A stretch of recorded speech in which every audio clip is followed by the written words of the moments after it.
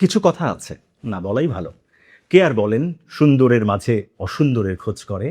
কিন্তু রাজনীতিতে এই খুঁজে দেখাটা কেবল কাজ নয়, অনেক সময় দায়িত্ব। আমাদের সবার প্রিয় মির্জা ফখরুল ইসলাম আলমগীর রাষ্ট্রপতি হতে যাচ্ছেন, ফর শিওর। দেশের অধিকাংশ মানুষের মতো আমিও খুশি। তবে ইতিহাস আমাকে খুব একটা স্বস্তি দিচ্ছে না। মনে হচ্ছে শুভ্র সফেদ ইমেজের মির্জা সাহেবের জীবনেও কি আসতে পারে বদরুজ চৌধুরীর মতো নির্মমতা। আমি সেই চৌধুরীর কথা বলছি, যিনি বিএনপির প্রতিষ্ঠাকালীন সাধারণ সম্পাদক ছিলেন। 2001 সালে বিএনপি ক্ষমতায় আসার পর তিনি ছিলেন পররাষ্ট্রমন্ত্রী। আমি সেই চৌধুরীর কথা বলছি, যিনি একসময় বিএনপির মনোনীত রাষ্ট্রপতি হয়েছিলেন। আসবো সে কথায়। মানে রাজনীতিকে বর্তমান দিয়ে দেখা যায় না, শুধু ভবিষ্যৎ এবং অতীতকেও দেখতে হয়। এখনকার পরিস্থিতির কথা ভাবা একটু বন্ধ করুন। দেখুন তো, রাষ্ট্রপতি পদটিকে সবচেয়ে বেশি কখন কাজে লাগে? এদেশের বিভিন্ন সরকার রাষ্ট্রপতি পদটিকে কিভাবে ব্যবহার করতে চেয়েছে একটু ভাবুন। আপনার চোখে, মানুষ চোখে ভেসে উঠবে বেশ কিছু ঘটনা। রাষ্ট্রের যখন সংকট হয়, অভিভাবক হিসেবে রাষ্ট্রপতিকে এগিয়ে আসতে হয়। সেই আশাটা, মানে এই এগিয়ে আসাটা যদি নিয়োগকর্তাদের মনোমতো না হয়, তাহলেই ঘটে বিপত্তি। এখানেই আমার যত শঙ্কা। এবার আসি চৌধুরীর কথায়। বিএনপির রাষ্ট্রপতি হয়েও 8 মাসের বেশি এই পদে তিনি থাকতে পারেননি। কিন্তু কেন? পয়েন্ট আকারে বলি।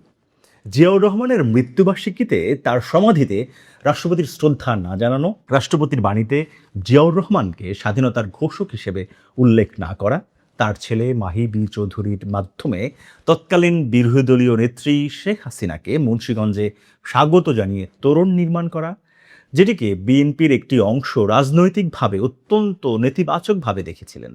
রাষ্ট্রপতির বক্তব্যে বিএনপির রাজনৈতিক স্লোগান বাংলাদেশ জিন্দাবাদ ব্যবহার না করা, পাবলিক সার্ভিস কমিশনের চেয়ারম্যান নিয়োগের একটি ফাইলে স্বাক্ষর না করা, অর্থাৎ সরকারের সিদ্ধান্তে আপত্তি জানানো। বিটিভিতে রাষ্ট্রপতির অতিরিক্ত প্রচার পাওয়ার অভিযোগ উঠেছিল তখন। খালেদা জিয়ার বিদেশ সফরে ছিলেন, চিকিৎসা নিয়েছেন। তিনি ফেরার পর রাষ্ট্রপতি তার শারীরিক অবস্থার কোনো খোঁজ খবর নেননি। রাষ্ট্রপতি হয়ে নিরপেক্ষ অবস্থান নেয়া, যেখানে বিএনপির প্রত্যাশা ছিল দলীয় সরকারের সঙ্গে ঘনিষ্ঠ সমন্বয়, সেনাবাহিনী সহ সরকারের গুরুত্বপূর্ণ কিছু সিদ্ধান্তে রাষ্ট্রপতির দ্বিমত পোষণ করা, রাষ্ট্রীয় কার্যক্রমের বাইরে বিভিন্ন অনুষ্ঠানে বেশি বেশি অংশ নেয়া, এরকম আরও বেশ কিছু কারণে তাকে সরে যেতে হয়েছিল। আসলে বলা ভালো, তাকে সরতে বাধ্য করা হয়েছিল। বিএনপি দল হিসেবে তখন কি করেছিল সেটাও বলি। সংসদীয় দলের বৈঠকে রাষ্ট্রপতির বিরুদ্ধে তখন তীব্র ক্ষোভ হয়। বিএনপির সংসদীয় দল সর্বসম্মতিক্রমে জানায় তারা রাষ্ট্রপতির উপরে আস্থা হারিয়েছে। তাকে অবিলম্বে পদত্যাগের আহ্বান জানিয়ে চিঠি দেওয়া হয়। মাহি চৌধুরী নিজেও তার বাবাকে পদত্যাগের পরামর্শ দিয়েছিলেন, কারণ তার ভাষায় তার পক্ষে কথা বলার মতো কেউ ছিলেন না। বিএনপির মহাসচিব আব্দুল মান্নান ভূঁইয়া তখন বলেছিলেন, রাষ্ট্রপতি দলের বিশ্বাসের বিরুদ্ধে অবস্থান নিয়েছেন। তার ভাষায় ভুলেরও একটা মাত্রা আছে, তিনি সেই মাত্রা ছাড়িয়ে গেছেন। দলের সিনিয়র নেতা সাইফুর রহমান, অলি আহমেদ সহ আরও কয়েকজন তখন প্রকাশ্যে সমালোচনা করেন। মানে তীব্র প্রতিবাদের মুখে পড়েছিলেন রাষ্ট্রপতি চৌধুরী। এরপর তার নিজের দলেও আর জায়গা হয়নি। বিষয়গুলো তাই খুব একটা স্পষ্ট নয় এখন। একটা দ্বান্দ্বিক অবস্থান ছিল, রাষ্ট্রপতি বনাম দল, রাষ্ট্রপতি সাংবিধানিক অবস্থান বনাম দলের রাজনৈতিক প্রত্যাশা। এরকম কিছু যদি মির্জা ফখরুল ইসলামের ক্ষেত্রেও সামনে আসে, তখন কোন পক্ষ নেবেন আপনি? ভয় এবং শঙ্কার জায়গাটা কিন্তু এটাই। এবার আসি কিছু মিলের কথায়, মানে মির্জা ফখরুল এবং চৌধুরীর মিলের বিষয়। দুজনই ব্যক্তিত্ব সম্পন্ন, দুজনই ভদ্র, এটাও তো অবশ্য মিল। দুজনে প্রথমে সরকারের মন্ত্রী হয়েছেন, এরপর রাষ্ট্রপতি।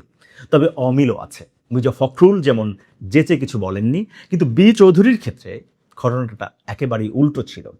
বদরুদ্দোজা চৌধুরীকে রাষ্ট্রপতি করার বিষয়টি শুরু থেকেই খুব একটা স্বাভাবিক ছিল না। প্রথমে রাষ্ট্রপতি হওয়ার ইচ্ছা প্রকাশ করেছিলেন তিনি নিজেই, কিন্তু খালেদা জিয়া এবং বিএনপির কয়েকজন সিনিয়র নেতা তাকে রাষ্ট্রপতি হিসেবে চাইতেন না, এমন খবর তখন গণমাধ্যমে প্রকাশিত হয়েছিল। শেষ পর্যায়ে উপযুক্ত বিকল্প না পাওয়ায় তাকেই রাষ্ট্রপতি করা হয়েছিল বলে বিভিন্ন রাজনৈতিক পর্যবেক্ষণে বলা হয়। এই তো ইতিহাস। পুনরায় ফিরে না আসুক, সম্মানের যে সার্কেল পূর্ণ করেছেন মির্জা ফখরুল, তা যেন বজায় থাকে। আমরা খুশি তারেক রহমান এমন একজনকে এই দায়িত্ব দিয়েছেন, এটা খুব একটা কঠিন কাজ ছিল, যেটা তিনি করেছেন।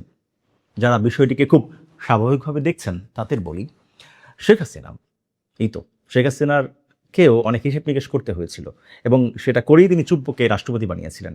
অনেক কিছু মিলাতে হয়েছিল এবং তিনি খুব খারাপ সিদ্ধান্ত নিয়েছিলেন, তাই তো? তারেক রহমান সেই পথে হাঁটেননি, একেবারেই স্বাভাবিক পথে হেঁটেছেন। খুব ভালো, সব ভালো হোক, আর ইতিহাস যেন ফিরে না আসে।